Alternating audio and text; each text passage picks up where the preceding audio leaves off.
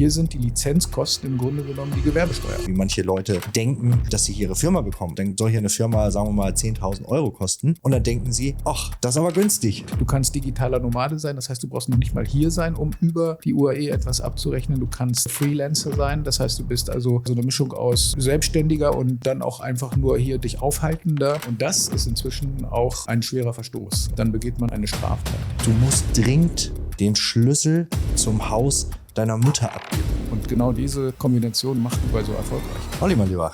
Gregor. Schön, dass wir heute hier zusammen gekommen sind. Danke. Freut mich sehr. Ja, ebenso. Freut mich auch. Wir haben was Großes vor. Oh ja. Vielleicht magst du dich erstmal vorstellen, weil ich weiß, wer du bist, aber nicht alle hier. Gut. Ja, ich bin Olli, 55 Jahre alt inzwischen. Komme aus Deutschland, bin in der Nähe von Stuttgart geboren.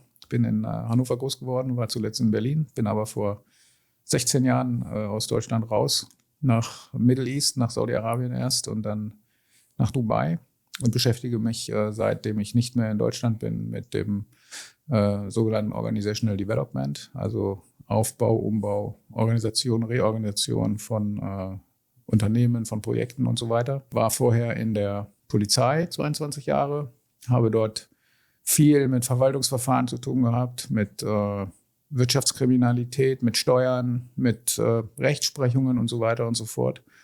Und dieses Gesamtpaket hat mich dann dazu gebracht, in Middle East vornehmlich deutsche, aber auch andere Firmen zu beraten, sich aufzustellen, neu aufzustellen. Was heißt Polizei genau? Polizei heißt, dass ich angefangen habe als Straßenpolizist, also als Grenzpolizist, um es genau zu sagen. Und dann habe ich Demonstrationen gemacht, habe in Hamburg auf der Hafenstraße mir die Steine um die Ohren fliegen lassen, war in Gorleben zu seiner schönsten Zeit. Bin dann irgendwann in die Ermittlungsschiene umgesiedelt, war dann Ermittler, bin dann zum Bundeskriminalamt gegangen. Ich habe zwischendurch studiert. Dieses normale Polizeistudium, sage ich mal, Betriebswirtschaft, Volkswirtschaft, Jura, diese ganzen Teile, die da drin sind. Habe dann hinterher noch ein bisschen weitergemacht mit Kriminalistik und Kriminologie und bin dann zurück in die Polizei, Bundeskriminalamt und Bundespolizei. In der Bundespolizei war ich zuständig für die Kriminalitätsbekämpfung in Ostdeutschland und bin dann ins Innenministerium und habe im Innenministerium dann in einem Zentrum gearbeitet, politikberatend gearbeitet, in dem die unterschiedlichen Sicherheitsorganisationen oder halt also Polizei, Landespolizei, Bundespolizei, Bundeskriminalamt, Zoll, Außenministerium, Innenministerium und so weiter.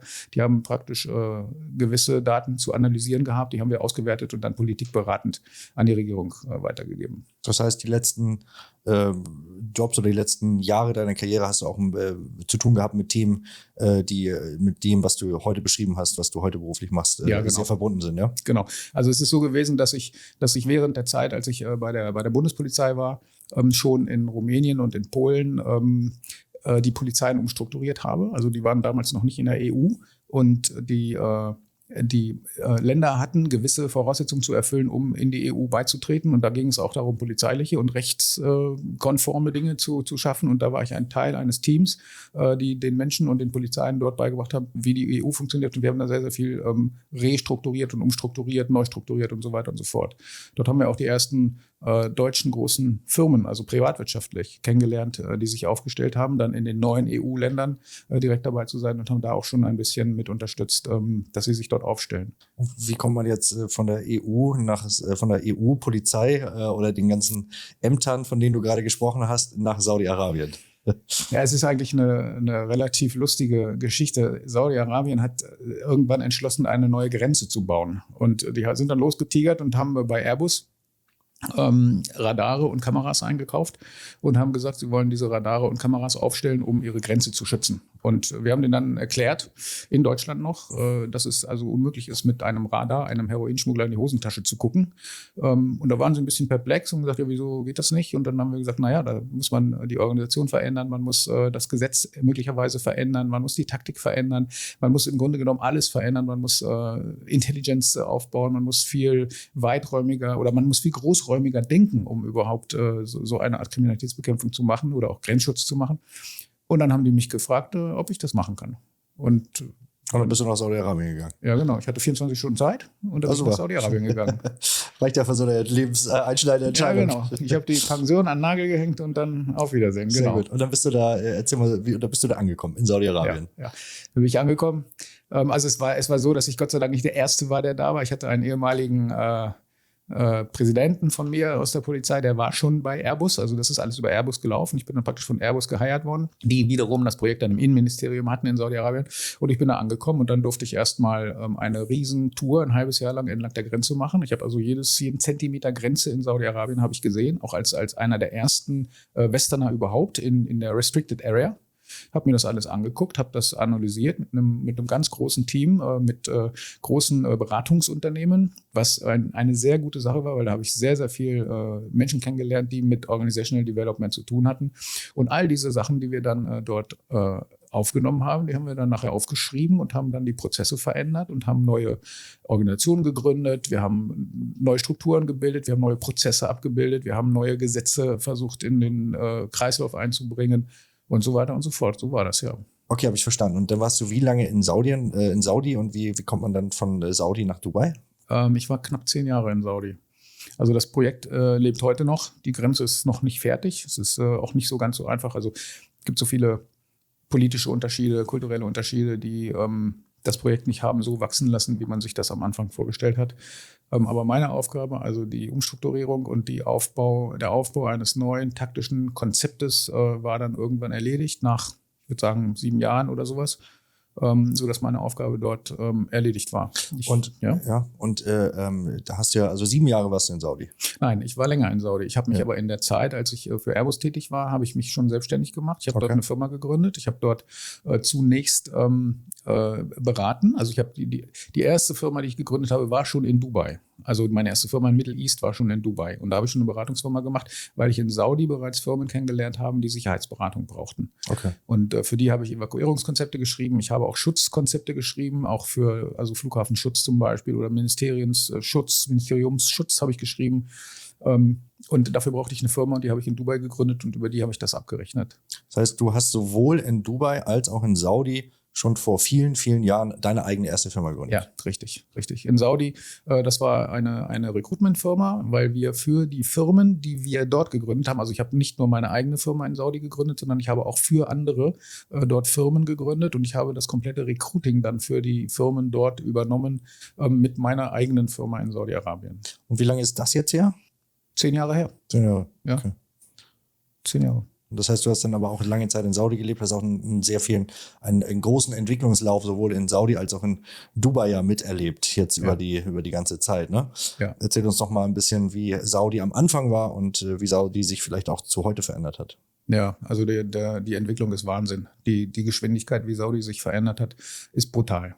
Es ist, als wir da angekommen sind, also ich bin erst alleine gekommen, meine Frau ist 1 Jahr später nachgekommen. Da musste sie noch in Abaya rumlaufen, also das ist dieser schwarze Kittel, den die Frauen da tragen. Da musste sie, wenn die Religionspolizei kam, ihre Haare verdecken. Die Religionspolizei gibt es heute gar nicht mehr, also sie gibt es vielleicht schon noch, aber die hat nichts mehr zu sagen. Es wurde 5-mal am Tag alles zugesperrt, weil dann da Gebet war und wir mussten uns natürlich danach richten. Das hat ja auch was mit Respekt zu tun, sich dann danach zu richten. Es war halt nur schlecht, wenn man gerade in einem Geschäft war und dann wurde die Tür für eine halbe, 3/4 Stunde abgesperrt, dann saß man halt in diesem Geschäft fest. Oder wenn man einkaufen gehen wollte, dann haben die vor der Nase die Tür zugemacht, musste man halt eine halbe Stunde warten, bevor man wieder reingekommen ist. Also diese Kleinigkeiten haben sich geändert, aber das Land ist insgesamt auch viel offener geworden, viel freier geworden. Es gibt jetzt Kinos, Frauen dürfen jetzt Auto fahren. Also es sind Riesenschritte gemacht worden. Es ist super interessant gewesen, ja. Also ich habe mit Neom habe ich zu tun. Neom ist soll eines der zukünftigen Vorzeigeprojekte von Saudi-Arabien sein. Das ist aus deutscher Sicht oder aus europäischer Sicht eine futuristische Idee, dort etwas entstehen zu lassen, was es noch nirgendwo auf der Welt gibt. Voll Luxus, voll Innovation, attraktiv. Also Saudi möchte attraktiv sein. Also es ist eine Stadt am Roten Meer, vollkommen autofrei, die sich selbst am Leben halten soll, internationale Menschen anziehen soll. Also ich kann gar nicht so ganz genau sagen, was dieser Idee zugrunde liegt. Also konzeptionell weiß ich es. Das ist die Vision 2030. Die Vision 2030 ist ist so ein Konzept, was geschrieben worden ist, wo wir auch mitgewirkt haben, glücklicherweise. Einfach nur, um Saudi aus dem Ölzeitalter rauszubringen. Also sozusagen die Stadt oder das Lebensalter, die Lebensweise der Zukunft. Ja, genau. Also ja, es ist schwierig zu umschreiben. Saudi ist ja, ich glaube, 70%. Da nagel mich nicht fest auf die Zahl, aber es sind, glaube ich, 70% der Bürger in Saudi-Arabien sind unter 30. Lass es 60% unter 40 sein, das ist auf jeden Fall richtig, aber Saudi ist sehr, sehr jung. Also die haben ein Potenzial, was das Lebensalter und was die Produktivitätsmöglichkeit da ist, das ist unglaublich. Und das versuchen sie zu nutzen und das soll eben alles vom Öl unabhängig sein. Saudis Öl geht irgendwann mal zu Ende, das Wasser auch. Und da muss man eben andere Dinge schaffen, um sich am Leben zu halten. Und das ist dann halt Industrie, gesunde Industrie. Das ist die Verlagerung der Wirtschaftsstärke aus Amerika und aus Europa nach Saudi-Arabien. Eigentlich ja von der Grundfokussierung das Gleiche, was in Dubai vor 20, 30 Jahren passiert ist. Also wenn ich das da richtig sehe, da gab es ja auch mal genau diesen Plan aufgrund der Gewissheit, dass die natürlichen Ressourcen, die das Land vielleicht mit einer anderen finanziellen Situation ausstatten, als es in vielen anderen Ländern von Haus aus der Fall ist, aber dass das irgendwann mal begrenzt ist und dass man einen Plan für die Zukunft braucht. Ja. Das war doch auch die Grundlage für Dubai oder die UAE. Und das haben die ja relativ erfolgreich umgesetzt. Ja, aber ich weiß halt, dass die Amerikaner in Saudi-Arabien sehr viel geholfen haben, also insbesondere was die Ölförderung angeht und dass eben zur ungefähr gleichen Zeit auch die Emiratis gemerkt haben, dass da Öl ist und dass da Geld zu machen ist. Aber ich weiß, dass die Emiratis es viel eher begriffen haben, dass Öl eben nicht alles ist. Und also ich meine, wenn du die Palme zum Beispiel anguckst in Dubai, da ging es ja darum, die Küstenlinie zu vergrößern, um das Area der Attraktivität von Dubai zu vergrößern. Gut, das ist jetzt zwar erst 15 Jahre oder so her, dass das gemacht worden ist, aber allein dieser Gedanke ist ein Gedanke, den gab es in Saudi vor 15 Jahren eben noch überhaupt nicht. Die waren immer etwas zukunftsorientierter und vor allen Dingen etwas eigenständiger, wenn ich das so entnehmen kann, was du sagen willst. Also Eigeninitiativer oder wie meinst du das? Ja, also die waren einfach zukunftsorientierter. Ja. Und da gibt es aber auch Unterschiede in den Emiraten. Also die Emirate sind ja 7 Emirate, die sich zusammengeschlossen haben, unterschiedliche Länder sozusagen, wie in Deutschland vergleichbar mit den Bundesländern. Und die Unterschiede da sind sehr groß. Also, das ist klar, das ist ein anderes Konzept als Saudi. Genau. Und Abu Dhabi hat sich dann eben auch noch daraus hervorgetan, dass es eben anderen Emiraten geholfen hat in schlechten Zeiten. Bestes Beispiel Burj Khalifa. Also Burj Khalifa, dieser hohe Turm, der höchste Turm der Welt. Der sollte mal anders heißen, ne? Genau, der sollte eigentlich mal Burj Dubai heißen. Ja. Und dann hatte Dubai kein Geld mehr, konnte nicht mehr weiter machen. Und das war wann? Wann und warum? Das weiß ich nicht genau. Das müsste wahrscheinlich Finanzkrise Immobilien gewesen sein, ne? 2010, 2009, 10, irgendwie in dem Dreh muss das gewesen sein. Da ging es dir dann auch runter mit dem Immobilienmarkt in Dubai. Genau. Hatte ja einen wesentlichen Impact, ne? Genau. Und dann kam halt der Khalifa und hat geholfen und deswegen heißt der Burj jetzt Burj Khalifa und nicht Burj Dubai.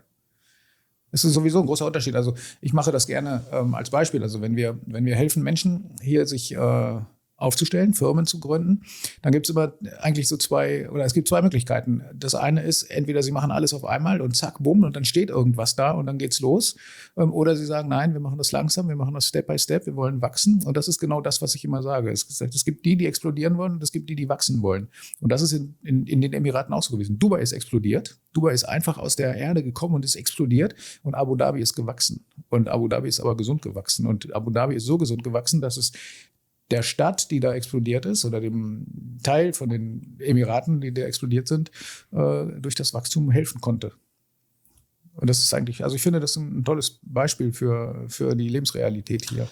Ist ja nicht nur die Lebensrealität hier, ne? Ich sag mal, es gibt immer diese zwei Ansätze ja generell, ne? Also gerade wenn man unternehmerische Entwicklung betrachtet. Wir haben uns ja auch kennengelernt. Dadurch vielleicht sage ich mal ganz kurz ein paar Worte zu mir oder zu unserer Konstellation. Mein Name ist Gregor Weiß. Ich komme aus Kiel ursprünglich, also auch aus Deutschland und habe dort in Kiel, Hamburg viele Jahre Marketing gemacht und bin vor 3 Jahren jetzt hier nach Dubai gezogen und dann auf den lieben Olli gestoßen, weil ich jemanden brauchte, der meine Firma gründet.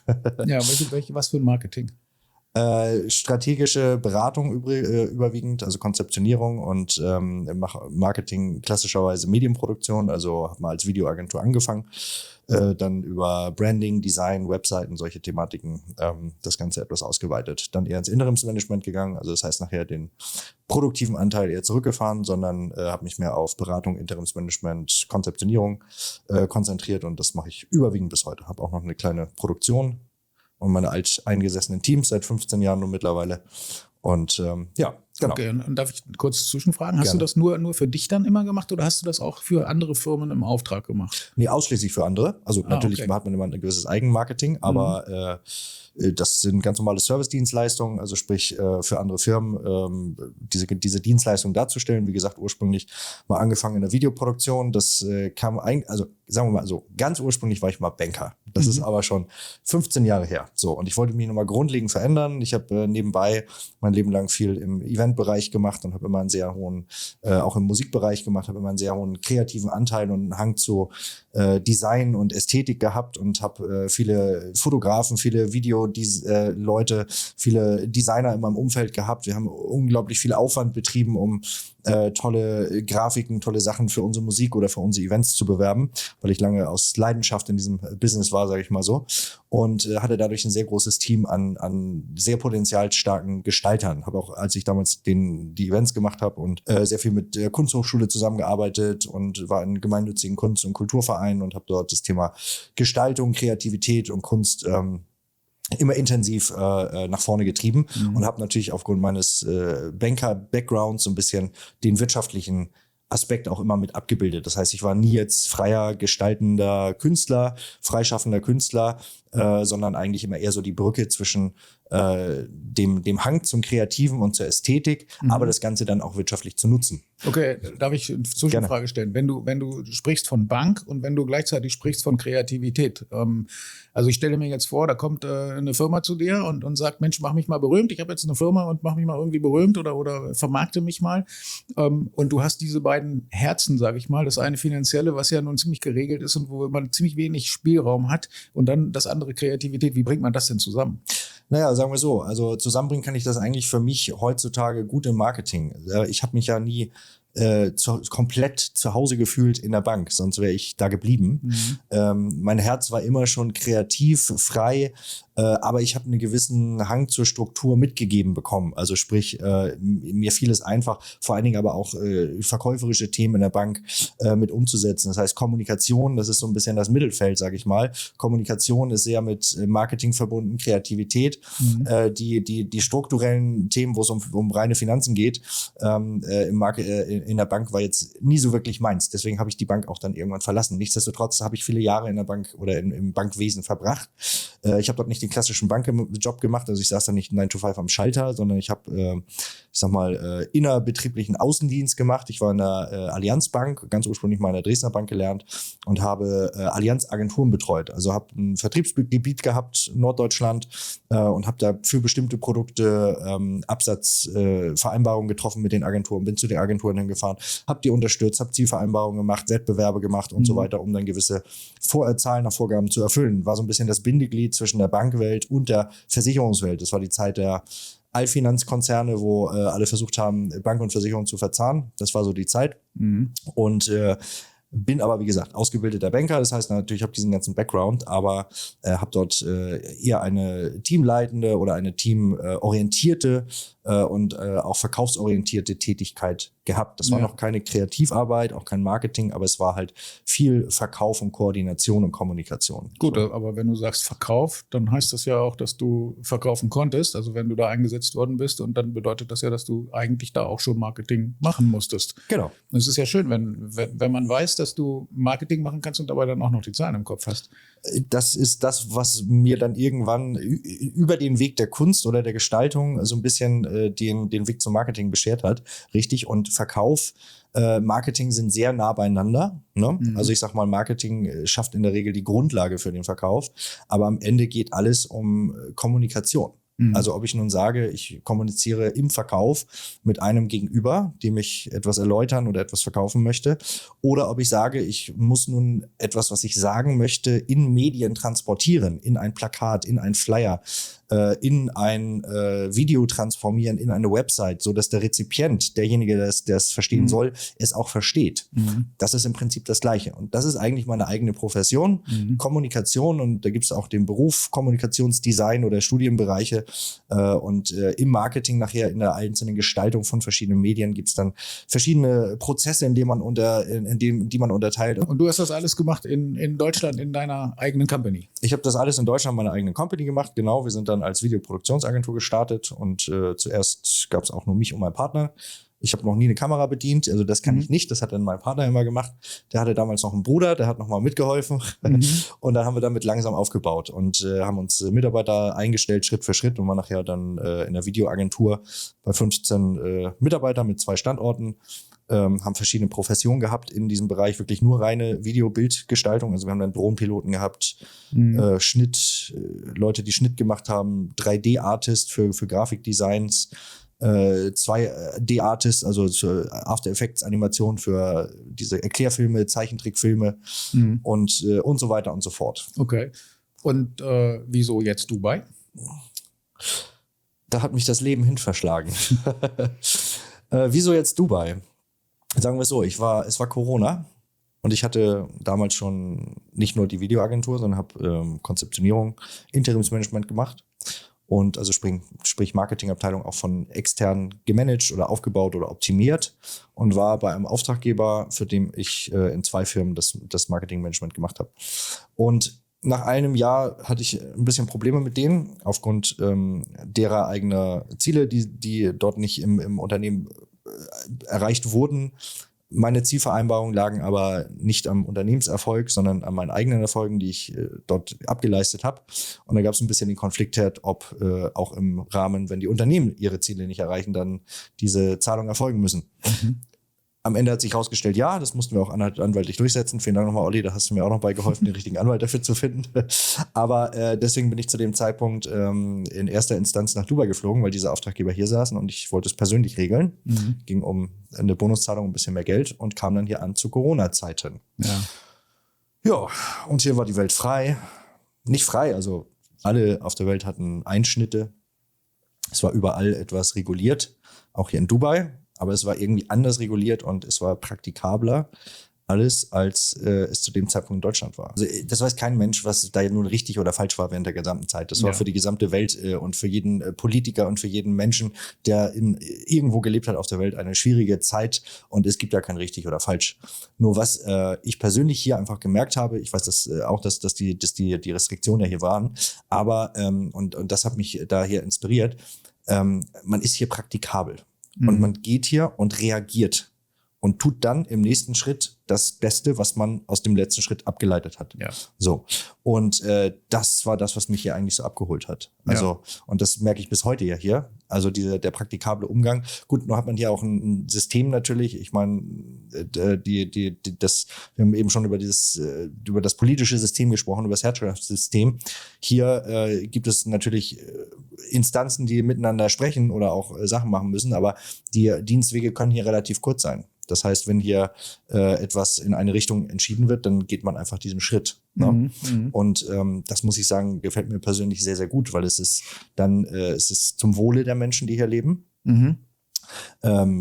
Es gibt ja viele, viele Aussagen auch. Ich meine, wir leben hier in den UAE mit 80% Expats, also Leute wie ich, Leute, die aus dem Ausland sind, die sogenannten Expats, die hierher ziehen, hier einen Lebensmittelpunkt haben, hier leben und das Land hier seit 20, 30 Jahren mitgestalten. Ja.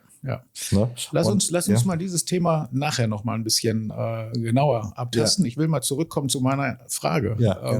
Ich hatte gefragt, warum Dubai? Warum bist du jetzt in Dubai? Und du hast gesagt, das hat dich ein wenig inspiriert, aber ein wenig Inspiration reicht ja nicht aus, um zu sagen, ich bleib hier. Genau. Nein, richtig. Was genau hat dich, also welcher Punkt war es, der dich dann dazu gebracht hat, zu sagen, ich bleibe jetzt hier und was hast du dann gemacht, damit du hier bleiben kannst? Ja, also das ist ja eigentlich die Frage, was bis heute mich hier hält. Ja, also warum bin ich hergegangen und was hält mich hier? Das eine ist, was ist passiert und das andere ist, was hält mich hier? Und da kann ich ganz klar sagen, also das Erste, was mich hier hält, das ist das Mindset der Menschen. Das heißt, wie sich das ganze Leben hier anfühlt, wie die Lebensqualität ist und Das ist hier einfach extrem positiv, extrem offen. Mhm. Ich persönlich denke, das liegt hier daran, dass ich sage immer so schön, das ist aus meiner Sicht hier das Land der Performer, weil das System hier so gebildet ist, dass man hier entweder performt haben muss oder also schon vorher, weil man irgendwie zu Geld gekommen ist. Es gibt ja ein paar Möglichkeiten, hier ein Visa zu machen und hier eine Residenz zu bekommen. Das eine ist das goldene Visa, in dem ich hier über ein paar 100.000 Immobilien investiere. Dann bekomme ich ein 10-Jahres-Visa. Und dazu muss ich aber ein gewisses Vermögen erstmal mir erarbeitet haben. In der Regel haben Leute, die das geschafft haben, ein anderes Mindset, ein positives Mindset. Ist meine Erfahrung und meine Meinung. Und dann gibt es die Investoren, die hier eine Firma gründen, die hier aktiv werden wollen. Oder es gibt Arbeitnehmer, die ein Visum hier bekommen. So, und unter den Arbeitnehmern gibt es natürlich dann die qualifizierteren Fachkräfte, Ärzte, Anwälte, sonst was. Aber es gibt natürlich auch ganz viele Servicekräfte, die hier arbeiten. Also den ganzen Tag ist man hier umgeben vom Taxifahrer über Hausangestellte, über Putzkräfte. In der Mall wird ja alles alle paar Minuten gereinigt. Das ist ein ganz sauberes, ein ganz schönes Land hier. Und meiner Meinung nach ist jeder, der hier ist, ein Performer, weil das System so gebildet ist. Und da gibt es mal so ein schönes Zitat vom Dubai Scheich, was ich immer mal gerne wieder aufbringe vom Scheich von Dubai. Der sagte, die Gazelle steht jeden Morgen auf und bewegt sich, um an die Wasserstelle zu kommen, um Futter zu finden, um zu überleben. Und der Löwe wacht jeden Morgen auf und bewegt sich, um die Gazelle zu finden, um zu überleben, um weiterzukommen. Und da sagte er, hier in Dubai ist es uns völlig egal, ob du eine Gazelle oder ein Löwe bist. You better run. So. Und das ist das, was meiner Meinung nach das System hier ist, weil wir haben auch neulich gerade darüber gesprochen in einem unserer Fälle. Wenn man keinen Arbeitgeber mehr hat, dann dauert es 1 Monat, bis man einen Anschluss finden muss. Ansonsten versiegt prinzipiell erstmal das Visa. Ja. Aber das bedeutet, ich bewege mich. Hier kann man nicht lazy sein. Ja. Entweder habe ich Geld mitgebracht und dann bin ich hier, oder ich bewege mich, bemühe mich, meinen Job zu bekommen oder zu behalten auch. Auch hier verlieren Menschen ihren Job, das ist das Normalste der Welt. Aber dann findet man halt einen neuen Job, wenn man sich bewegt. Und das sorgt dafür, dass hier alle Menschen eine gewisse Art von Performern sind. Und die Menschen sind hier glücklich, positiv. Jeder ist dankbar dafür, dass er hier ist. Das ist meine Erfahrung vom Taxifahrer bis zum Unternehmer. Und das ist das, was mich hier hält. Ich bin, wenn ich dich mal unterbrechen darf, ich bin eigentlich super, super dankbar, dass du das alles so schilderst, dass das ist, was dir positiv aufgefallen ist. Und ich habe halt im Hinterkopf immer, dass das genauso positiv oder nur so positiv auffällt, weil es eben geregelt ist. Und genau diese Regeln, das ist das, was ein Unternehmer hier wissen muss. Und wenn er das nicht weiß oder wenn er sich damit nicht auseinandersetzt und hier ins Wasser geworfen wird sozusagen, ohne dieses Wissen, dann wird der Unternehmer baden gehen. Weil er sich nämlich nicht an die Regeln hält, die dazu da sind, andere zu schützen und das Leben eben hier so zu gestalten, wie es ist.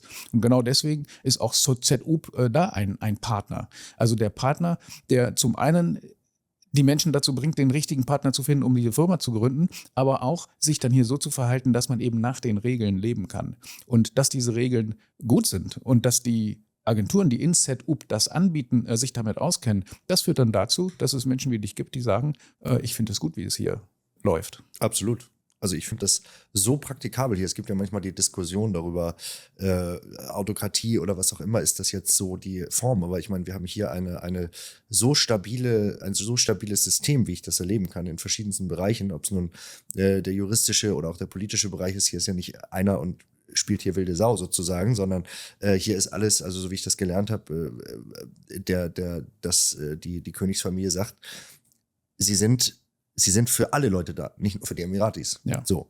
Und das ist etwas, was man merkt. Ja. Und natürlich gibt es immer noch Dinge, wo die Emiratis hier bevorteilt sind.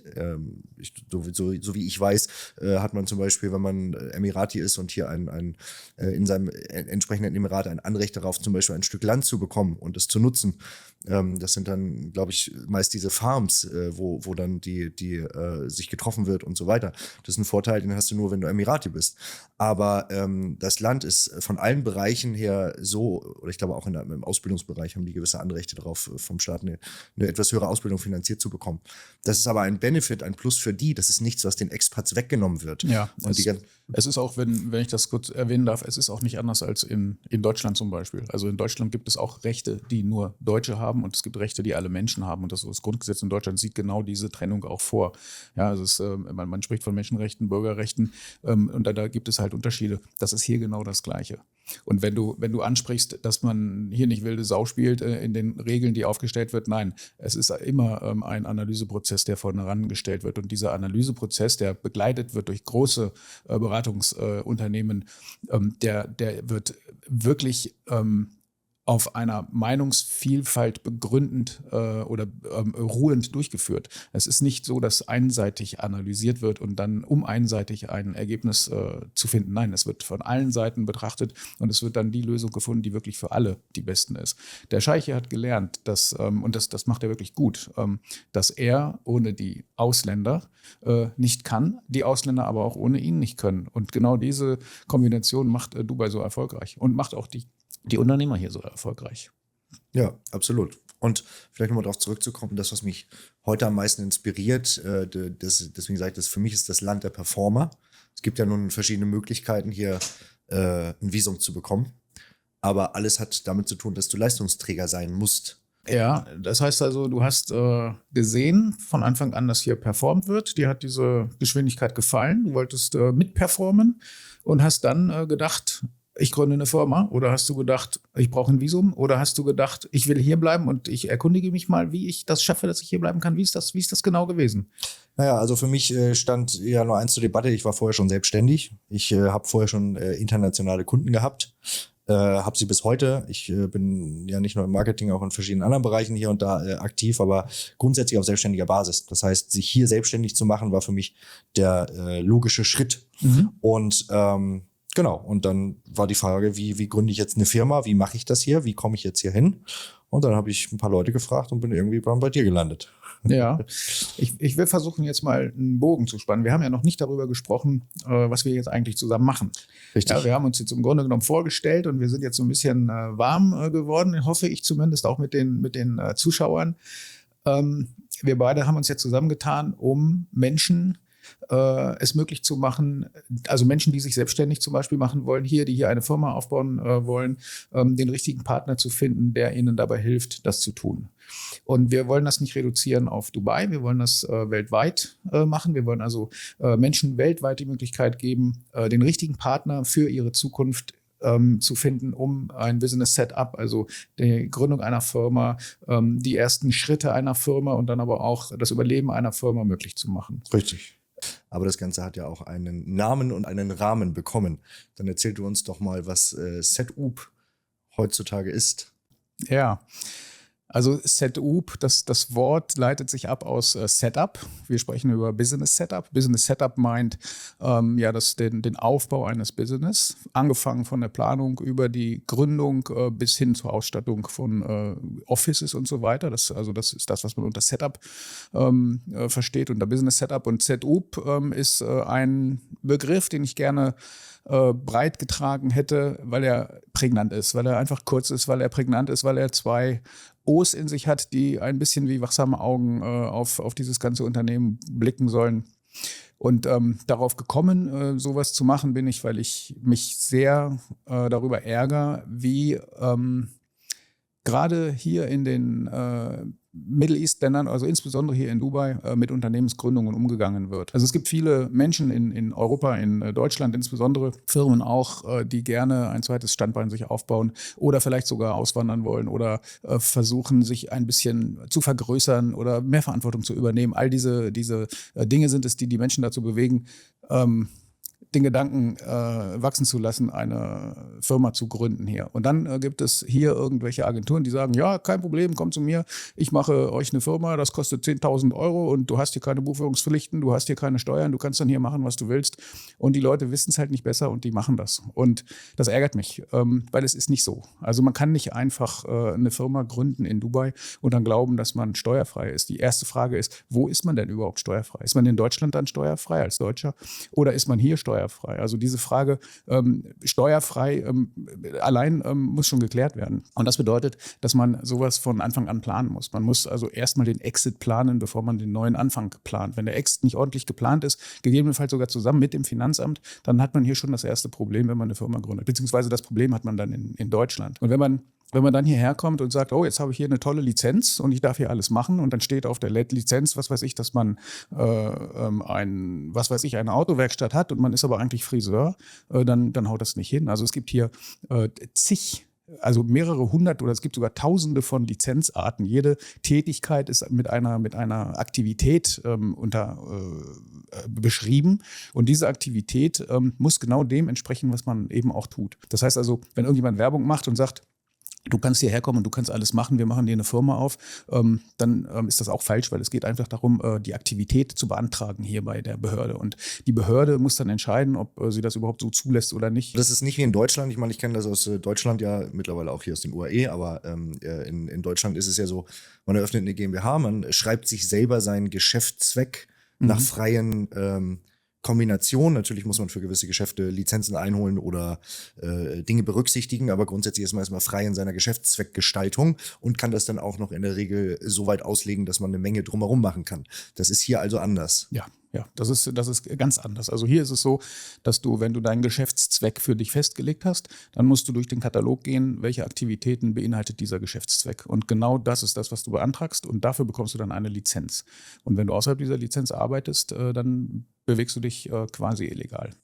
Und was kann dann passieren, wenn ich mit einer falschen Lizenz ein Geschäft mache, was ich nicht machen darf? Das ist ganz unterschiedlich. Also ich würde mal sagen, wenn man sich irrt, das heißt also, wenn man eine kleine Lizenz, ein Missverständnis oder so etwas hat und etwas Falsches tut, dann kommt man mit einem Du-Du davon. Dann wird man aufgefordert von der Behörde oder von der Freezone, je nachdem, wo man das eben macht, das zu ändern oder eben auch zu ergänzen. Also man kann also durchaus 2, 3, 4 unterschiedliche Aktivitäten in einer Lizenz haben, wenn sie zueinander passen. Aber wenn man eine Lizenz hat, in der steht, dass man Consulting betreibt und man geht aber fischen und Fischen zum Beispiel ist hier eine Tätigkeit, wo es unzählige von Approvals, also Genehmigungen von anderen Behörden geben muss, dann begeht man eine Straftat und dann muss man damit rechnen, dass man über ein gerichtliches Verfahren bestraft wird und im schlimmsten Fall kann man auch eine Lizenzversagung bekommen und das bedeutet, dass man das Land verlassen darf. Weil ohne Lizenz gibt es kein Visum, also gibt es keine Company, die ein Visum sponsort und dann kann man halt wieder nach Hause gehen. Okay. Und kann ich überall aus jeder Lizenz alles auswählen? Also sind die Lizenzen überall gleich, wo ich mit meiner Firma hingehen will? Nein. Es ist so, dass es eine Art Aufteilung gibt hier in Dubai oder in den Emiraten, welche Lizenz von welcher Freezone ausgestellt wird. Grundsätzlich ist es so, dass jede Tätigkeit im DED, also das, was ich eben versucht habe zu erklären, im Mainland als GmbH erteilt wird und nur Teile dieser Gesamtgenehmigungen in den einzelnen Freezones erlaubt sind. Und diese Freezones sind in der Regel dann auch noch tätigkeitsbezogen oder sagen wir mal gruppenbezogen. Also als Beispiel, es gibt eine Media Free Zone oder es gibt eine Healthcare Free Zone. In der Healthcare Free Zone sind die ganzen Gesundheitsberufe und Aktivitäten erlaubt. Und natürlich alles, was drumherum ist, also Business Consulting, Advertising und so weiter für die Zwecke der Healthcare, die sind dann in diesem Bereich tätig. Media, da kann man dann, Filmaufnahmen, Internetfirmen, Advertising Companies, Druckereien und so weiter, das kann man alles im Media-Bereich unterbringen. Oder im DIFC, das Financial Center, da kann man alles unterbringen, was mit Banken und mit Kreditdienstleistungen und mit Versicherungen und so weiter zu tun hat. Aber ein Media Free Zone darf niemals eine Bank genehmigen. Also da wird man dann diese Lizenz nicht finden. Und deswegen muss man auch genau wissen vorher, wo man seinen Antrag auf eine Firma stellt. Und da sind wir wieder bei dieser Werbung, die ich angesprochen habe. Wenn jemand sagt, komm einfach zu mir, bezahl 10.000 €, dann mache ich dir eine Firma. Dann hat er meistens irgendwo eine Free Zone, von der er dann hinterher die Kommission bekommt. Aber ob der Kunde, der diese 10.000 € bezahlt, genau die Requirements erfüllt, die die Free Zone braucht, oder ob die Free Zone die Requirements erfüllt, die der Kunde braucht, das wird dann in der Regel gar nicht gefragt. Und da bedarf es eben einer genauen Beratung. Es bedarf einer Analyse.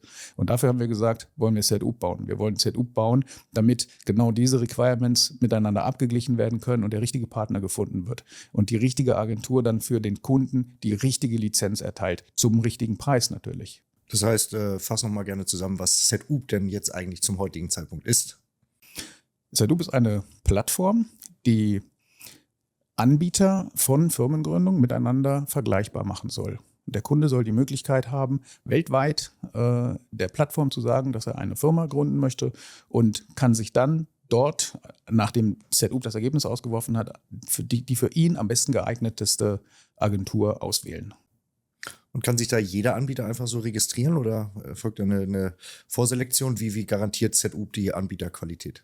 Also grundsätzlich kann sich jeder Anbieter dort erstmal anmelden und muss dann ein internes Verfahren über sich ergehen lassen, in dem geprüft wird, ob diese Firma eine ordentliche Firma ist oder nicht. Das heißt also, sie werden dann gebeten, also die Bewerber werden dann gebeten, ihre Unterlagen einzureichen und dann wird gecheckt, ob auch da die richtige Lizenz vorliegt, ob dort die Notwendigkeiten vorliegen, also ob da eine Sicherheit dahinter steht, ob dort tatsächlich ein Büro besteht oder ob das eine Online-Bude ist oder sowas. Also all diese Dinge, die prüft man dann und wenn wir sagen, ja, wir glauben, dass das eine ordentlich arbeitende Firma ist, dann hat diese Firma natürlich die Chance, etwas anzubieten. Okay, das heißt, da findet eine gewisse Vorselektion statt, um genau das Problem dieser Firmen, die wohl möglicherweise die schlechten Beratungen machen, auszuschließen. Genau. Das ist das Konzept dahinter. Genau. Okay. Und hört denn der Service bei der Firmengründung auf? Nein, auf keinen Fall. Also im Grunde genommen sprechen wir ja nur von einem Schritt. Also ich hatte vorhin angesprochen, dass ZUB Setup heißt für das Business und der Service, sich eine Agentur auszusuchen, die eine Lizenz beantragt, ist ja noch lange nicht genug, um eine Firma wirklich zu gründen. Also die steuerliche Abwicklung, die dann zwangsläufig einhergeht mit der ganzen Geschichte, die kann dann später auch in, sagen wir mal, in unseren, wir nennen das Afterbuy-Prozessen, kann dann erlangt werden über ZUB. Das heißt also, wenn die Agentur gefunden ist und man hat Glück oder man kann gut mit ihr zusammenarbeiten, dann hat man auch denjenigen gefunden, der sich um das Accounting nachher kümmert und um die ganzen steuerlichen Sachen oder vielleicht ums Marketing oder um die Versicherungen oder auch um die Mitarbeiterbeschaffung. All diese Dinge wird man später über ZUB in der Folge regeln können. Und gut, das ist ZUB heute was. Und was soll ZUB funktional oder auch von der, was ist die Vision von ZUB? Also wo soll das Ganze hingehen? Also es wäre schön, wenn ZUB das Booking.com für Firmengründungen weltweit wird. Wenn es ein angesehener Marktplatz wird, der auch von Behörden anerkannt wird und supported wird und als die Plattform gesehen wird, die man quasi durchschreiten muss, wenn man in einem anderen Land eine Firma eröffnen will. Ich meine, ich habe das alles jetzt aus der Sicht erzählt, wie es eine Agentur sehen sollte. Du bist ja selber mal nach Dubai gekommen und hast eine Firma gegründet. Vielleicht sagst du einfach mal, wie das aus deiner Perspektive zu sehen ist. Ja, das hat uns ja auch zusammengeführt. Ja. Wenn es eine solche Agentur gegeben hätte zu dem Zeitpunkt, als du dich entschieden hast, hier zu bleiben, hätte dir das geholfen? Also nicht eine solche Agentur, wenn es eine solche Plattform gegeben hätte, genau. Hätte dir das geholfen? Das hätte mir geholfen, ja. Weil du warst natürlich nicht der Einzige, der mir empfohlen oder bei dem ich die Möglichkeit hatte, eine Firma zu gründen. Die Problematik ist, von allen Seiten hörst du was anderes. Ne? Überall hast du verschiedene Preise und du kannst das gar nicht vergleichen. Und das ist ja nun das Grundkonzept der, wir haben es schon gesagt, Plattform, die wir zusammen entwickelt haben, noch mit einem anderen Partner. Aber das ist das Grundprinzip. Also Firmengründungsanbieter mit dazugehörigen weiteren Services wie Visa oder Lizenzverlängerung vergleichbar zu machen. Also vorlizenzierte Anbieter, damit ich weiß, dass der Anbieter A legal ist. Auf dieser Plattform, auf unserer Plattform, ZUB, findet man nur Anbieter, die entsprechend vorgeprüft und lizenziert sind. Und diese kann ich dort auf einen Klick vergleichen. Ja. Das hätte mir sehr geholfen damals. Ja, also genau deswegen habe ich gedacht, ich brauche also erstens denjenigen, der mir hilft, meine Philosophie zu verbreitern, zu erweitern, zu vertreiben sozusagen. Ich brauche also jemanden, der sich im Marketing auskennt und nicht meine Firma, sondern den Sinn meiner Firma breit tut. Und ich brauche die Agenturen, die genauso ticken wie ich, die dann die unterschiedlichen Möglichkeiten den Kunden, die diese Möglichkeiten brauchen, darlegen. Und so bin ich auf diese Idee auch gekommen, ZUB zu gründen. Und da warst du als Marketingmensch natürlich, den ich auch betreuen durfte in der Firmengründung, genau der Richtige. Ja, und erstmal, ich betreibe das, ich habe ja schon meinen Switch damals sehr bewusst gemacht. Also haben wir uns ja auch lange darüber unterhalten, weil ich kann mich an so eine schöne Stolperfalle erinnern, wenn man sich nicht drum kümmert. Selbst wenn, in dem Moment, ich hatte alles ordnungsgemäß abgemeldet, ordnungsgemäß eingeleitet und so weiter und hatte immer noch teure Beraterkosten in Deutschland auf der Uhr. Und dann rief mich mein alter Freund an, der mich eigentlich seit 15 Jahren schon unternehmerisch und in der Steuer begleitet. Und der sagte, du musst dringend den Schlüssel zum Haus deiner Mutter abgeben. Oh ja. So. Oh ja. Und ich sagte, wieso das denn? Ich hatte gar keinen mehr, aber ich sagte, wieso sagst du mir das jetzt? Und er sagte, ja, wir haben recherchiert und dieses ganze Thema und es gibt eine Rechtsprechung, die sagt, wenn du noch Schlüsselgewalt zu einem Apartment, zu irgendeinem Zugang in Deutschland hast, ja, dann ist das eigentlich zu werten wie ein noch dort bestehender Wohnsitz und der kann dich in gewissen Teilen wieder dort steuerpflichtig machen. So.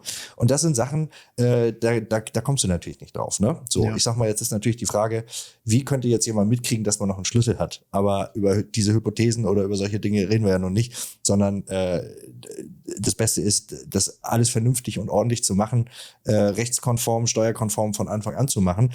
Und dafür sind nun mal gewisse Schritte und dafür sind auch gewisse Beratungen erforderlich. Und deswegen kann ich nur unterstützen, was du sagst. Wir haben hier eine Vielzahl an Anbietern, die weder ausgebildet oder qualifizierte Berater sind, die einfach nur zack, zack, zack Firmen abverkaufen und viele noch nicht mal darüber informieren, dass hier eine Firmengründung was anderes ist als in Deutschland. Also wenn man das nicht kennt, ich meine international, weiß ich nun auch aus dem Geschäft mit dir, das wir ja nun jetzt schon ein bisschen länger zusammen betreiben, dass nicht Dubai der einzige Standort ist, der mit Free Zones auf der Welt arbeitet und der das Modell von Lizenzen und Lizenzverlängerungen hat. Das ist international ein gängiges Modell. Aber wenn ich mal vergleiche, wie gründet man in Deutschland eine Firma?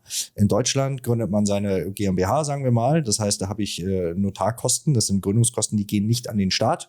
Die Gebühr an den Staat ist ja relativ gering, die Gewerbeanmeldung. Das ist ja wirklich Kleinkram. So, da kriegt der Notar noch etwas Geld und es gibt eine Voraussetzung. Die Voraussetzung ist, ich muss eine Kapitaleinlage machen. Oder bei einer UG schrittweise, wie auch immer, das Modell ist ja nun bekannt.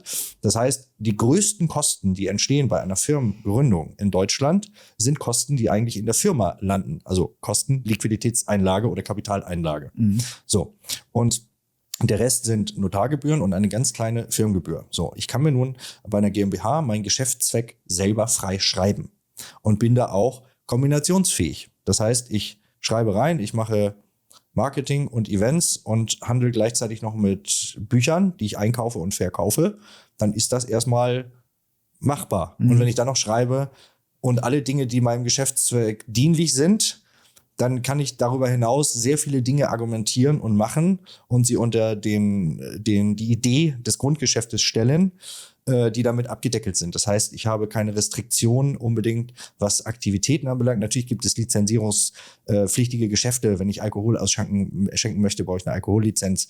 Wenn ich, was auch immer, vielleicht Finanzdienstleistungen verkaufen möchte, brauche ich dafür eine entsprechende Lizenz. Aber grundsätzlich gibt es erstmal innerhalb der nicht regulierten Dinge keine Lizenzpflichten, eine Freiheit des Geschäftszweckes, die ich mir definieren kann, und auch keine Gebietsansässigkeit, also sprich, kann man eine GmbH sogar zu Hause in meiner Wohnung gründen, muss dort nicht in eine Office-Region oder muss auch nicht in ein Areal, wo nur bestimmte Aktivitäten erlaubt sind. So, dann bekomme ich meine GmbH, muss meine jährlichen Steuerabschlüsse machen und das war's. Hier ist es so, ich kaufe mir eine Firmenlizenz, die ich jährlich erneuern muss. Und auch wenn ich eine Firma auflösen muss, muss ich nochmal Gebühren dafür bezahlen. Ja. Die ja ansatzweise, da kannst du vielleicht noch gleich was zu sagen, aber ansatzweise, also gefühlt sind das jetzt, von den Gründungskosten habe ich im Jahr 75% Verlängerungskosten und Auflösungskosten hätte ich das auch nochmal. Ja, das kommt hin, es ist unterschiedlich. Es ist vielleicht nicht so, dass man sagen kann, man kauft sich eine Lizenz, man beantragt eine Lizenz. Und es wird dann auch geprüft, ob man eine Lizenz bekommt. Und das hängt von einem persönlich ab. Also man wird gecheckt. Also es wird ein Background-Check sozusagen gemacht. Meistens ist der oberflächlich und also das ist jetzt kein kriminalpolizeilicher Background-Check oder sowas, sondern es wird einfach nur gecheckt, ob man hier schon Firmen hat, ob man hier vielleicht schon mal baden gegangen ist. Also man sichert sich ein wenig ab, dass man sich nicht jemanden ins Land holt, mit dem man seine Erfahrungen schon gemacht hat. Und dann bekommt man ein sogenanntes Initial Approval. Und wenn man dieses Initial Approval hat, dann ist man praktisch, dann wird es einem erlaubt, diese Lizenz zu kaufen. Der Lizenzinhalt, der hängt dann wiederum davon ab, welche Aktivität man macht. Und diese ganzen Themen, Approvals und so, das sind ja auch immer wieder, was ich jetzt hier gelernt habe, es sind ja unglaublich viele Zusatzkosten, wenn ich jetzt mal das Geschäftsgebaren in Deutschland vergleiche, unglaublich viele Zusatzkosten, die hier so an vielen Ecken und Enden auftauchen, ne? Ja. Und Erneuerungskosten. Deswegen vielleicht mal zurückzukommen auf die Thematik, wie manchmal hier Firmen dann verkauft werden oder wie manche Leute denken, dass sie hier ihre Firma bekommen. Also dann soll hier eine Firma, sagen wir mal, 10.000 Euro kosten und dann denken sie, ach, das ist aber günstig. Ja. Das ist aber günstig, weil die haben alle in Deutschland im Kopf 25.000 Stammeinlage, was auch immer. Ja. So, und wenn dir dann nicht gesagt wird, dass das mit diesen 10.000 Euro nicht erledigt ist, sondern dass eine jährliche Lizenz ist. Und selbst wenn du die Firma nicht benutzen willst, du nochmal diese Lizenz zahlst. Ja. Und dass diese 10.000 Euro keine Stammeinlage sind, sondern dass es eine reine Gebühr sind. Ja. Und man dann am Ende noch vielleicht irgendwann rauskriegt, dass die 10.000 Euro auch auf dem gleichen Markt von einem anderen Anbieter für 5.000 angeboten werden. Dann versteht man vielleicht, warum wir diese Plattform gemacht haben. Ja, genau.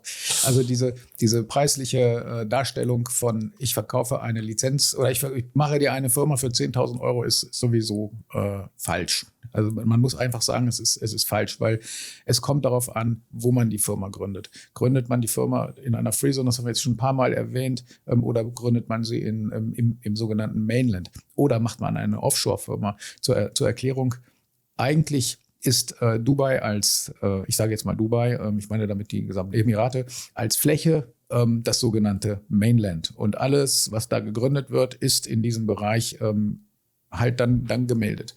Jetzt ist es aber so gewesen, dass die Emirate gesagt haben, wir wollen Wirtschaftszonen schaffen, die es entweder ausländischen Bürgern oder Firmen oder sonst irgendwas einfacher macht, ihren persönlichen Handel zum Beispiel zu machen. Und hat dann Bereiche aus dem Mainland rausgeschnitten und hat dort eine eigene Wirtschaftszone gemacht und die als Free Zone deklariert und hat gesagt, in dieser Free Zone darf jetzt das und das erledigt werden, damit wir das internationale Geschäft fördern. Und es gibt die Möglichkeit, dass man sogar gesagt hat, wir erlauben es, dass Firmen gegründet werden, die unter der Verwaltung der UAE stehen, aber eigentlich gar nicht in den UAE sind. Kann man sich vorstellen, wie so eine Insel, die irgendwo draußen im Wasser ist, die es aber gar nicht gibt. Dort ist eine Offshore-Company, die wird verwaltet aus den UAE heraus, kann weltweit arbeiten, darf dann aber nicht mit Dubai selbst in irgendeiner Art ins Geschäft treten. Und diese drei Möglichkeiten, also Mainland, Offshore und Free Zone, sind schon immer mit anderen Gebühren belegt. Das heißt also schon allein, weil es andere Behörden sind. Also die Free Zone ist in der Regel eine eigene Behörde. Das Emirat hat die Macht, die Verwaltungsmacht sozusagen an diese Free Zone abgegeben und die legen ihre eigenen Gebühren fest. Und da kann eine Free Zone in Al Quwain als Beispiel, als ganz kleines Emirat, kann sagen, ja, wir sind jetzt ein neues, aufstehendes Emirat, wir wollen attraktiv sein für Unternehmen, wir nehmen jetzt nur 3.000 Dirham für eine Lizenz, während eine anerkannte Financial Zone in Dubai, wie es ja auch hier gibt, also eine Free Zone, die nur für Finanzdienstleistungen geschaffen wurde, sagen kann, wir sind so populär in der Welt, bei uns kostet die Lizenz halt mal grundsätzlich 25.000. Und deswegen wäre es falsch zu sagen, ich mache dir eine Firma hier in Dubai, ohne zu fragen, was willst du überhaupt machen? Was hast du vor? Was ist dein Ziel? Genau. Wie willst du operieren? Was ist dein Business? Ganz genau. Wie viele Mitarbeiter oder was ist die Zukunft, wo du hin willst? Genau. Arbeitest du mobil? Willst du dein Geschäft hauptsächlich in den UAE machen oder willst du es hauptsächlich außerhalb machen? Willst du es ausschließlich in den UAE machen oder ausschließlich außerhalb? All diese Sachen. Ja. Also es ist wirklich ein umfangreicheres Thema, als einfach nur zu sagen, komm und wir machen dir deine Bude auf. Ja. Was wir noch kurz ansprechen müssen zu diesem Thema, du hast gesagt, dass die Kosten in Deutschland sehr hoch sind und im Grunde genommen hat natürlich auch ein Emirat hier oder die UAE haben natürlich auch Kosten. Es gibt aber keine Steuern. Also es gibt nur die Körperschaftssteuer und es gibt VAT. VAT hat aber nichts mit einem persönlich zu tun. Das ist ja eine Verbrauchssteuer. Das heißt rein also, raus, wie in Deutschland genau, auch. wie in Deutschland auch. Die Körperschaftssteuer ist was anderes. Das heißt also, wenn man tatsächlich dann hier die Firma hat, dann gibt man von seinem Gewinn ein bisschen was ab. Das sind 9% im Moment, also auch nicht vergleichbar mit vielen anderen Ländern. Aber es gibt beispielsweise keine Gewerbesteuer. Die Gewerbesteuer ist ja in Deutschland eine Steuer für die Kommune. Die Kommune lebt davon, wenn eine Firma gegründet wird oder wenn eine Firma besteht, dass sie dort die Hand aufhält. Und hier sind es halt die Gebühren. Hier sind die Lizenzkosten im Grunde genommen die Gewerbesteuer. Das muss man dann auch sehen. Und auch in Relation setzen, ne? Ja. Und ich meine, das Entscheidendste ist ja, hier gibt es keine Einkommenssteuer. Also, ja, das ist richtig. Worauf ich aber gerade hinaus wollte, ist, deswegen ist es auch legitim zu sagen, man muss jedes Jahr seine Lizenz erneuern. Absolut. Ja, also die Gewerbesteuer wäre in anderen Ländern ein durchgehender Faktor, der immer und immer wieder kommt. Und es wäre logischerweise für den finanzdenkenden Menschen nicht logisch, wenn man sagt, man kriegt hier einmal eine Lizenz und dann hat man sie und die Gesetze ändern sich und die Kosten steigen alle und dann muss man da nicht dran teilnehmen. Klar. Das ist also unrealistisch. Ist ja auch eine Frage von Relation, ne? So, ich sag mal, wenn man jetzt ein kleines Business hat und eine One-Man-Show Grafikgestalter ist, dann ist natürlich durch eine feste jährliche Erneuerungsgebühr, wo ich vielleicht in Deutschland in Freibeträgen bin oder sonst was, ist natürlich relativ hoch. Wenn ich mir jetzt aber ein solides Unternehmen, eine wirkliche Firma anschaue, die hier ein Business betreibt, dann ist eine Lizenzerneuerungsgebühr, die jährlich auftaucht, im Verhältnis zu den Steuern, die du gerade genannt hast, relativ gering. Genau. Da muss man dann aber auch wieder gucken, was ist das richtige Modell? Ist für den Grafikdesigner denn eine Firma vielleicht überhaupt das richtige Modell? Ja, es gibt unterschiedliche Möglichkeiten der Lizenzen. Es wäre ein bisschen schwierig, jetzt an dieser Stelle durch alle Lizenzarten zu gehen. Möglicherweise, wenn wir das jetzt tun würden, wäre, auch wenn wir fertig sind, das schon wieder geändert. Wäre schon wieder weg. Weil, also das Schöne an Dubai und an den Vorschriften hier ist, dass sie sich relativ schnell anpassen an die Gegebenheiten, an die neuen Gegebenheiten, an die Veränderungen und so weiter und so fort. Also Stichwort AI, Artificial Intelligence. Oder in dem Moment, wo ich mich damit beschäftigt habe, und das war, als so ChatGPT so hochkam, also als ich mich intensiver damit beschäftigt habe, habe ich in den Katalog der Aktivitäten geguckt und habe gesehen, ups, es gibt schon eine AI-Lizenz. Ja, also andere wussten überhaupt noch gar nicht, wovon reden wir, und hier gab es schon eine Lizenz. Aber in der Tat ist es so, dass du eben ganz normal klassisch dir hier eine Company gründen kannst, und da ist es dann egal, ob es eine Ein-Mann- oder eine Zwei-Mann-, eine Drei-Mann-, Vier-Mann-Bude ist oder eine 100- oder 500-Mann-Bude. Eine Company ist eine Company, die kann wie eine GmbH eine Haftungslimitierung haben, aber auch nicht. Du kannst aber auch ein reines Online-Geschäft zum Beispiel anmelden. Also es gibt eine E-Commerce-Lizenz, die du hier machen kannst. Du kannst digitaler Nomade sein. Das heißt, du brauchst noch nicht mal hier sein, um über die UAE etwas abzurechnen. Du kannst Freelancer sein. Das heißt, du bist also so eine Mischung aus Selbstständiger und dann auch einfach nur hier dich aufhaltender. Also es gibt eine Unmenge von unterschiedlichen Möglichkeiten. Ja. Wir müssen ein bisschen aufpassen, dass wir, wenn wir über dieses Thema reden, nicht in das Visumsthema abdriften. Weil es ist so, dass wenn du eine Firma hier gründest, bist du gleichzeitig Investor. Also im Mainland heißt es Investor oder Partner, wenn du dann Shareholder bist. In den Freezone heißt es manchmal Investor, manchmal bist du dann aber auch gesponsert von der Freezone, bla bla bla. Du bekommst dann da auf jeden Fall dein Visum. Und dieses Visum ist ganz oft der Grund für Unternehmer zu sagen, ich gründe hier eine Company, damit ich halt ein Visum habe, so ungefähr. Das ist bei einem Freelancer oder bei einem digitalen Nomaden möglicherweise auch so, aber es geht dann nachher in eine ganz andere Richtung. Also die Voraussetzungen sind dann möglicherweise anders. Und dann gibt es auch noch das Golden Visum, das hast du vorhin auch schon angesprochen. Das ist im Grunde genommen Residenzvisum, das erlaubt dir nach dem Papier, dich hier aufzuhalten. Es erlaubt dir aber nicht, gewerberechtlich tätig zu werden. Das heißt, für eine Tätigkeit bräuchte ich dann wieder hier einen Arbeitgeber oder müsste eine separate Firma machen. Ganz genau. Ja. Ja, es steht zwar im Gesetz, wenn ich mich richtig erinnere, in der Entscheidung für das Golden Visum steht, dass die UAE den Menschen die Möglichkeit geben will, hier sich aufzuhalten und zu arbeiten. Das steht da drin. Ja. Das bedeutet aber nicht, dass der dann auf einmal loslegen kann und sagen kann, ich fange jetzt hier an zu handeln. Ja. Also er braucht dann eine Lizenz. Klar. Und wenn er dann arbeitet, dann muss aber die Firma sich darum kümmern, dass die arbeitsrechtlichen Vorschriften seitens der Firma erledigt sind, ja.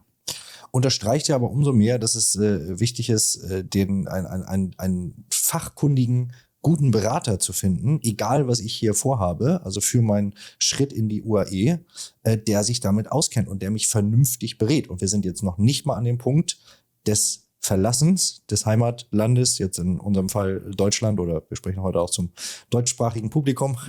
Aber das ist der eine wichtige Punkt, den man zu regeln hat auf deutscher Seite.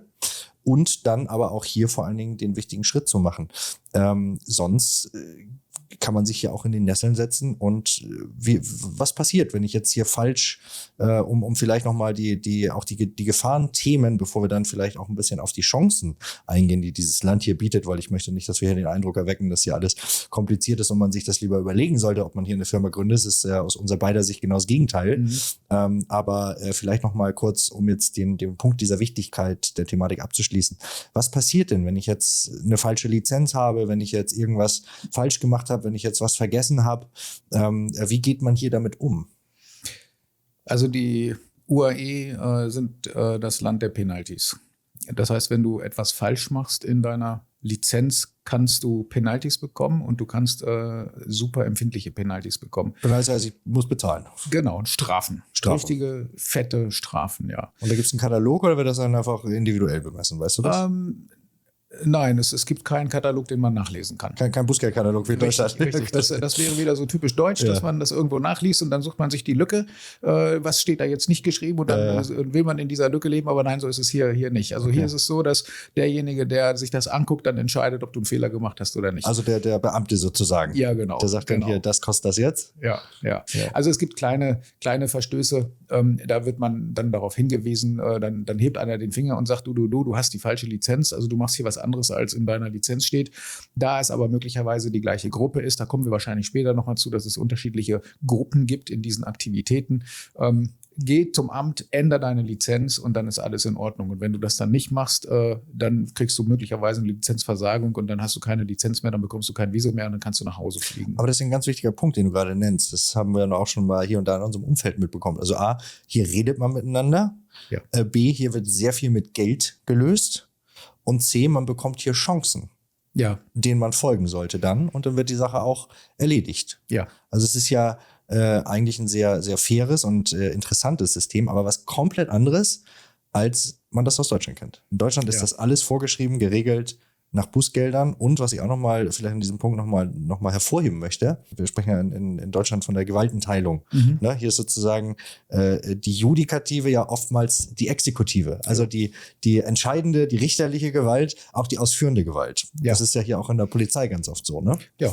Also es ist so, dass es Bereiche gibt, wenn die sagen, du hast was zu bezahlen, dann hast du was zu bezahlen. Ja, Punkt. Da kannst du nicht in die nächste Instanz gehen und darauf hoffen, dass ein anderer was anderes sagt. Nein. Dass er sich im Bußgeldkatalog geirrt hat. Ja, genau. Das ist so. Natürlich, wenn du Verfahren vor Gericht hast, gibt es hier auch Rechtswege. Also es ist nicht so, dass wir hier in einem Unrechtsstaat leben, wie das immer so. Ganz im Gegenteil. Also sagte auch mein Anwalt und guter Freund, das ist hier ein extrem stabiles, rechtssicheres System, auf das sich Firmen verlassen können. Genau. Aber wenn du was falsch gemacht hast und wenn wir dann wieder auf die Lizenz zurückkommen, wenn du deiner Lizenz nicht folgst, du hast dann Fehler gemacht, dann hast du den Fehler gemacht und der lässt sich auch nicht hinterher wegreden und Formfehler und bla bla. Nein, dann bezahlst du. Und was halt schlimm ist, wenn du ein Existenzgründer bist und du hast die falsche Lizenz oder du hast möglicherweise, du machst eine Tätigkeit und du hättest eine Lizenz gebraucht, die mit irgendwelchen Voraussetzungen verbunden ist. Also jetzt einfach mal ein blödes Beispiel. Du willst jetzt hier ein Doktor sein und du hast aber dir die notwendigen Approvals, hier Doktor sein zu dürfen, nicht eingeholt und wirst aber trotzdem tätig als Arzt. Dann kannst du einen Penalty kriegen, der so teuer ist, dass du möglicherweise als Existenzgründer das nicht bezahlen kannst. Und wenn du hier Schulden hast, dann kannst du einen sogenannten Travel Ban bekommen. Dann nimmt man dir deine Reisefähigkeit weg, du darfst sie nicht mehr ausreisen. Das Problem ist dann, dass du kein Geld verdienen kannst, weil du keine Lizenz hast, weil du keine Arbeitserlaubnis sozusagen hast. Du hast aber auch kein Geld, um deine Schulden zu bezahlen, um den Penalty zu bezahlen und darfst das Land nicht verlassen. Und das ist eine Situation, die fällt hier vielen auf die Füße. Und die landen, also es gibt viele Leute, die landen sogar im Knast, weil sie sich gewerberechtlich falsch verhalten haben. Man sollte sich eben beraten lassen. Man sollte sich beraten lassen und die richtigen Entscheidungen treffen. Und da auch vielleicht nochmal wichtig gerade an dieser Stelle, wo wir jetzt über essentielle Dinge und über Gefahren reden. Der ein oder andere Zuschauer wird jetzt hier gerade ein P in den Augen kriegen und sagen, oh Gott, ich möchte dieses Land lieber gar nicht betreten erst. Es ist ja nicht so, dass dieses System oder wie das hier funktioniert, dieses Land unpraktikabler macht, sondern wie ich es persönlich empfinde, sind genau diese ganzen Regularien sehr systemfördernd. Ja. Denn man fängt an, sich, wenn man seriös ist und wenn man vernünftig ist, sich da Gedanken zu machen. Man geht hier ja auch nicht für jede, deswegen war ich vorhin bei der Frage, was passiert, wenn ich hier einen Fehler mache? Es gibt gravierende Fehler, aber kleine Fehler werden hier schnell und einfach und praktikabel gelöst. Ja. Über eine Bezahlung. Ja. Ja, so. Das heißt, wir haben hier vielleicht auch an einer Stelle, wo in Deutschland der Staat sagt, so, jetzt müssen wir aber Prozess A oder B verfolgen, ja. Und Unwissenheit schützt vor Strafe nicht, ja. Hier, wenn das hier kein gravierendes Vergehen ist, dann bezahlt man halt seine Strafe und dann ist die Sache aber auch erledigt. Und dann bekommt man hier seine weitere Chance. Richtig. Ne? Richtig. Also diese Teilung zwischen Judikative oder diese Nichtteilung zwischen Judikative und Exekutive, also zwischen der entscheidenden und der ausführenden Gewalt, die empfinde ich hier als sehr vorteilhaft und sehr positiv. Ja, das, also was ich so schön finde und was ich gerne, wenn ich solche Diskussionen führe oder wenn ich mich darüber unterhalte, erwähne, ist, dass dieses Land ja nur zu 10% aus Einheimischen besteht. Das heißt, die Gesetze, die hier geschaffen werden, die werden nicht für die Einheimischen gemacht. Die Gesetze werden hauptsächlich für die 90% gemacht, die hier leben, die sich hier aufhalten und die mit den Einheimischen zusammen etwas voranbringen sollen.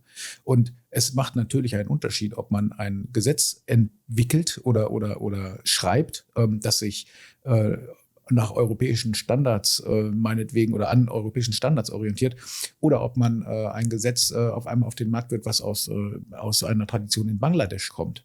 Ja, hier wird es so gemacht, dass es für alle zutreffend ist und dass es für alle verständlich ist und dass die Folgen auch für alle tragbar sind. Also das ist eine mega Leistung, die hier vollbracht wird. Und das ist so schön, dass es das gibt. Also zumindest in meinen Augen. Also ich kann es genauso.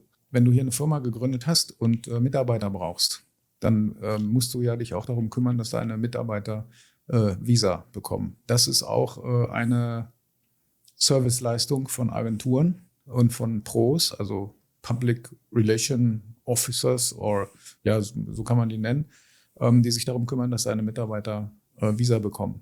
Und da ist es wirklich wichtig, auch zu wissen, was für eine Art Visa man denen erteilt. Also es gibt Labours, es gibt also diese ganzen Bauarbeiter zum Beispiel, die aus den Ländern hier, ich sag mal, busseweise angefahren werden, die dann den ganzen Tag auf Baustellen arbeiten und in Camps leben und so weiter. Und es gibt aber auch Fachkräfte, bei denen es erforderlich ist, ein Diplom oder sowas einzureichen, damit sie ein bestimmtes Visum bekommen. Und dafür muss man vorher seine Firma bewerten lassen. Das heißt also, da gibt es eine sogenannte Quota, da kommt dann das Amt in das Büro, in die Firma, in die Fabrik, was auch immer man hat und bewertet, was ist das für eine Company, wie viel Platz haben die, wie viele Arbeitsplätze könnten dort sein, wer kann da arbeiten und so weiter und so fort. Und das ist dann wiederum die Voraussetzung dafür, wie viele Leute man mit welchem Visum einstellen kann. Und da werden auch ganz, ganz viele Fehler gemacht, beziehungsweise es wird ganz, ganz viel Missbrauch betrieben. Das heißt also, es gibt Firmen, es war früher noch viel schlimmer als heute, die gesagt haben, ich möchte hier eine Werbeagentur aufmachen. Die haben sich aber nur gegründet, um irgendwelche Leute hier unterzubringen, um irgendwelche Leute aus dem Ausland mit Visa auszustatten.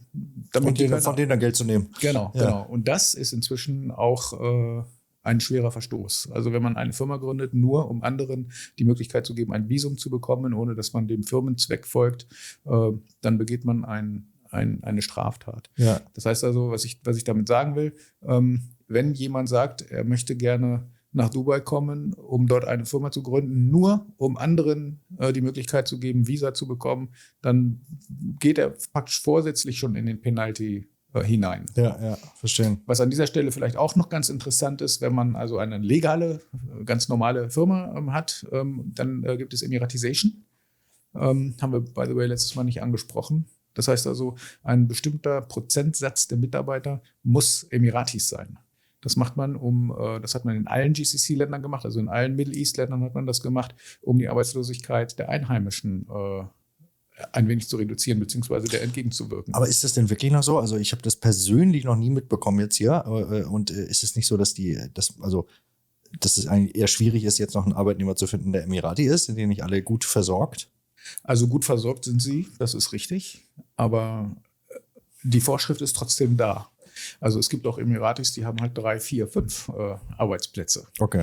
Es ist auch bei den Emiratis vielleicht nicht ganz so brisant wie zum Beispiel bei den Saudis. Also bei den Saudis heißt es Saudization und nicht Emiratisation. Klar, da gibt es natürlich eine ganz andere Menge auch an Menschen, die untergebracht werden müssen. Ja. Gut, da gibt es ja überall in allen Ländern oder in den meisten Ländern gibt es ja Vorschriften oder in vielen Ländern so rum, die jetzt vor allen Dingen nicht den Industrieländerstandard erreicht haben von der gesamtwirtschaftlichen Struktur, dass es da Dinge gibt, um die Einheimischen nach vorne zu bringen und zu schützen. Also ich denke da jetzt zum Beispiel an Thailand, wo man nur 50% einer Firma besitzen kann. Ich glaube, das war hier auch mal so. Oder wie verhält sich das hier? Habe ich hier 100% Eigentum? Wie ist das in Saudi und in den UAE? Also früher, da rede ich jetzt von bis vor 5 Jahren ungefähr, war es so geregelt, dass man im Mainland keine Company haben konnte, ohne dass ein Local mindestens 51% der Shares innehat. In den Free Zones war es schon immer was anderes. Also die Free Zones waren dafür da, dass ausländische Firmen sich zu 100% eine Firma dort öffnen konnten. Und inzwischen ist das im Mainland auch so, dass die meisten Firmen ohne Local zu Gründen gehen. Ich sage jetzt die meisten, weil es gibt Aktivitäten, die gehen ohne Local nicht. Ah, okay, auch das ist wieder aktivitätsabhängig. Ja, die kann man dann auf ZUB finden, Agenturen, die sich genau damit in Saudi auskennen und die werden diese Frage dann beantworten können. Okay. Vielleicht konzentrieren wir uns noch mal ein bisschen zum Abschluss noch mal auf die Potenziale. Wir haben ja sehr viel gesprochen jetzt über Hürden und über Dinge, die zu lösen sind, was eigentlich ja nur unterstreichen soll, dass man die richtigen Berater an seiner Seite braucht, sowohl beim Herkunftsland, um da keine Fehler zu machen, Stichwort Schlüsselgewalt zum Haus der Eltern, bis hin zur Neugründung hier, um nicht schwerwiegende oder auch weniger schwerwiegende Dinge zu machen, mit denen man dann mit Strafen oder Problemen zu rechnen hat. Wie siehst du denn insgesamt, ich meine, die UAE haben sich schon großartig entwickelt, das weiß jeder. Wie siehst du denn die Entwicklung der UAE jetzt für die nächsten 10 Jahre und was erwartest du aus Saudi? Wenn man das so in einen Topf schmeißen kann, was man nicht kann, denke ich, aber sag doch vielleicht mal zu beiden Einschätzungen, auch im Vergleich etwas. Man kann es in einen Topf werfen, weil die Region ist die gleiche. Vielleicht ist es anhand von persönlichen Geflogenheiten dann einfach erklärt. Wenn du von Dubai irgendwo hinfliegen willst, kannst du das wahrscheinlich innerhalb der nächsten 2 Stunden erledigen, egal wohin. Du bist hier in dieser Region in der Mitte der Welt. Und du bist hier an einem Ort, in dem keiner sagt, es ist sein Territorium, hier darf keiner rein. Hier kann man sich treffen, hier kann sich also der Thailänder mit dem Amerikaner treffen und kann seine Weltwirtschaft betreiben, ohne dass er dabei großartig reguliert wird. Und das ist die Zukunft. Das ist die Zukunft. Ich weiß nicht, ob es Themen hier in den UAE gibt wie Strafzölle oder wie Wirtschaftsabkommen zwischen Brasilien und China, die dann in den UAE nicht erlaubt sind oder sonst irgendwas. Nein, das gibt es hier nicht. Wenn es Sanktionen gibt, amerikanische Sanktionen in China, dann ist den UAE das egal. Wenn es Sanktionen gibt gegen Russland im Moment auf der Welt, dann verhält sich da die UAE neutral. Und das ist es, was den Wirtschaftsraum hier ausmacht. Du hast einen kompletten neutralen Wirtschaftsraum, du hast keine Zölle und du kannst damit leben und planen und arbeiten. Und bei der Erschließung neuer Märkte in Afrika und in Russland und wo auch immer, spielt das eine ganz, ganz große Rolle. Und deswegen sehe ich hier Potenzial ohne Ende. Außerdem möchte Dubai, insbesondere Dubai, sich vergrößern. Dubai ist am Bauen wie sonst was. Die wollen Leute haben, die wollen Menschen haben, die wollen hier attraktiv sein und diese Leute müssen alle versorgt werden. Die wollen auch andere versorgen. Also es ist ja so, dass die Läden hier 24 Stunden offen haben. Also es gibt hier nicht Sonntagsverkaufsverbot oder wie auch immer das in Deutschland heißt. Ich bin kürzlich in Deutschland gewesen und das war in München, ist ja auch nur ein kleines Dorf und sind nicht viele Weltbürger da. Ich habe in München Geschäfte gehabt, gehabt, da konnte ich nicht mit Kreditkarte bezahlen. Ich habe Geschäfte gehabt, da konnte ich nur mit EC-Karte bezahlen, die ich als Nicht-Deutscher gar nicht habe oder als Nicht-Europäer gar nicht habe. Es gab Geschäfte, da konnte ich nur mit Bargeld bezahlen. Und es gab Geschäfte, die waren einfach zu. Die hatten einfach geschlossen. Sowas gibt es hier nicht. Also hier hat immer alles offen. Hier ist jeder am Performen und der Staat performt mit. Absolut. Und wenn du hier mal dir eine Minute Pause gönnen willst und du hast Durst und möchtest einen Kaffee haben, dann kannst du zum Telefonhörer greifen oder deine App greifen und kannst dir deinen Kaffee bestellen. Das heißt, das Land performt weiter für dich, damit du deine Pause machen kannst. Absolut, komplett. Thema Bestellen, Wahnsinn, der ganze Service-Standard, so unglaublich hoch. Und das ist auch das, was die Leute ja immer schätzen, wenn sie hier sind. Also was erstmal jeder merkt, ne? Ja. Was erstmal jeder merkt und auch was dann schnell fehlt, wenn du hier nicht da bist. Ne? Ich meine, du kannst hier morgens nachts um 5 kannst du ja frisches, bestes Sushi essen, was dir geliefert wird in einer halben Stunde für ein Apfel und ein Ei auf gut Deutsch, ja. Und du kannst dir nachmittags um 5 kannst du dir ein Frühstück nach Hause bestellen. Und es ist alles günstiger, als wenn du selber kochst und in einer höheren Qualität. Ja. Ne? Also diese ganzen Service-Strukturen. Oder du stellst dir für morgen eine Reinigungskraft nach Hause, weil du am letzten Tag vielleicht Besuch gehabt hast und deine Küche noch ein bisschen dreckig aussieht und dein Fußboden. Da bestellst du dir per App für 10 Euro die Stunde, würde ich jetzt mal sagen, glaube ich, maximal. Und da kannst du dann noch anklicken, das kostet dann 1 oder 2 Euro die Stunde mehr, ob die das Putzzeug mitbringen sollen oder einfach nur alleine kommen. Und dann sagst du, ich hätte gern 2 Leute, 2 Stunden und dann kommen die vorbei und machen das alles sauber. So, und das alles über eine App. Und wie digital das Land hier ist, wie innovativ, wie futuristisch und wie diese ganzen Sachen so pragmatisch funktionieren. Und das ist das, was das Leben hier dann einfach lebenswert macht, in Kombination mit dem Mindset der Leute, die das dann für alle ergibt, weil wir hier so eine schöne Lebensgrundlage und so eine schöne Basis haben. Genau. Und weil das eigentlich ein schöner Abschluss schon ist, ich bekomme heute noch Besuch aus Deutschland, jemand, der sich Dubai angucken will, jemand, der sich beraten lassen möchte, bevor er in die Falle tappt und den falschen Schritt macht. Das finde ich sehr gut, by the way, das passt gut rein. Aber ich denke, wir sollten uns noch ein paar Mal treffen, dann können wir uns noch ein bisschen austauschen über das alles, was es hier so lebenswert macht, aber auch über alles, was man eben wissen sollte, bevor man den Schritt geht, hierher zu kommen. Finde ich einen sehr guten Plan. Dann wünsche ich dir ein schönes Wochenende, einen schönen Abend, einen Ausklang und wir sehen uns. Dir auch. Danke. Ciao.